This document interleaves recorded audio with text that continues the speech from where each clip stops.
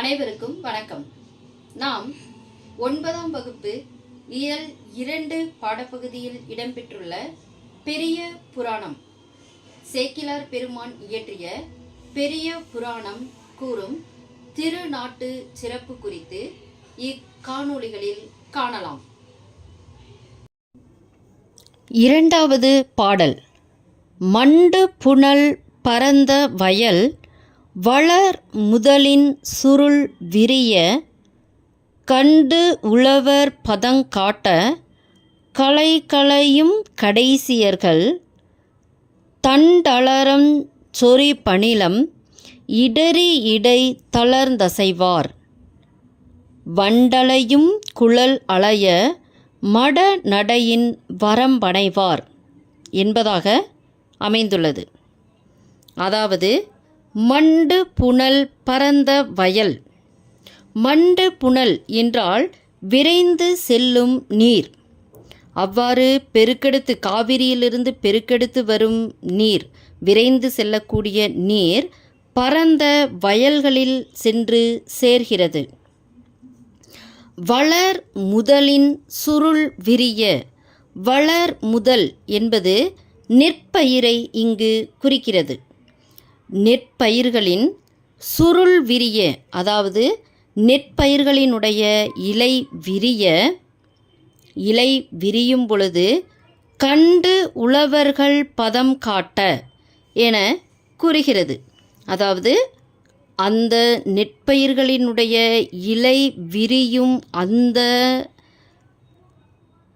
அந்த பருவத்தை கண்ட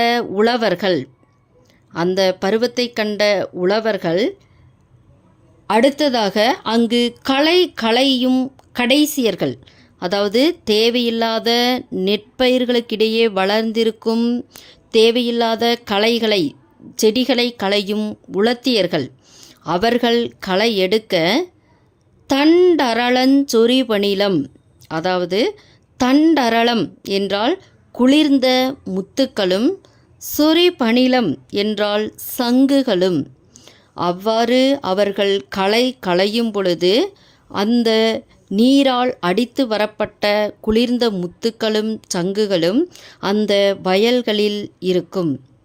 அந்த வயல்களில் இருக்கும் பொழுது இவர்கள் களைய உள்ளே கால் வைத்து இறங்கி நடக்கும் பொழுது இடறி இடை தளர்ந்தசைவார். அந்த முத்துக்களும் சங்குகளும் கால்களில் பட்டு சீராக நடக்க முடியாமல் இடறி இளமை நடை தளர்ந்து நடப்பர். அவர்களால் சரியான முறையில் நடக்காமல் கால்களில் அவை என்னவாகும் என்றால் இடறிவிடும் என கூறுகிறார். வண்டு அலையும் குழல் அலைய, அதாவது வண்டுகள் மொய்த்திடும் கூந்தல்.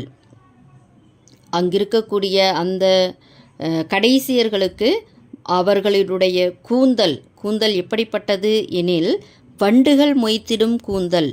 ஏன் வண்டுகள் மொய்த்திடும் கூந்தல் என கூறுகிறார் என்றால், அவ்வாறான பூக்கள், தேன் நிறைந்திருக்கக்கூடிய பூக்களை கடைசியர்கள் தங்கள் கூந்தலில் சூடியிருக்கின்றனர்.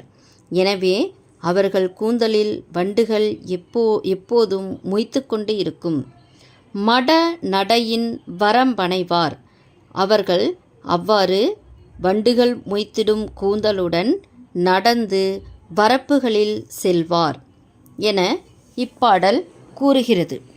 இப்பாடலின் பொருளை கோர்வையாக காண்போம். அதாவது கால்வாய்களில் நீர் பரந்து பாய வயலில் நாற்று நட்டனர். வளர்ந்த நாற்றின் முதல் இலை சுருள் விரிந்தது. முதல் இலையினுடைய சுருள் விரிந்தது.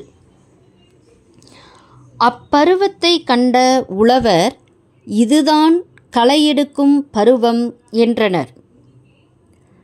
அவ்வாறே களைகளை களைந்து வயலை விட்டு செல்லும் உலத்தியரின் கால்களில் குளிர்ந்த முத்துகளை ஈனும் சங்குகள் இடறின.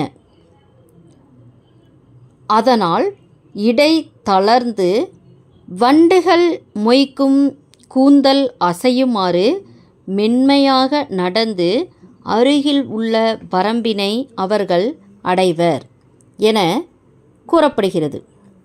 அதாவது முத்துக்களையும் ஈனும் வளம் கொண்டதாக வயல் வளம் காணப்பட்டது என்பதை இப்பாடலின் மூலம் நாம் அறிந்து கொள்ளலாம்.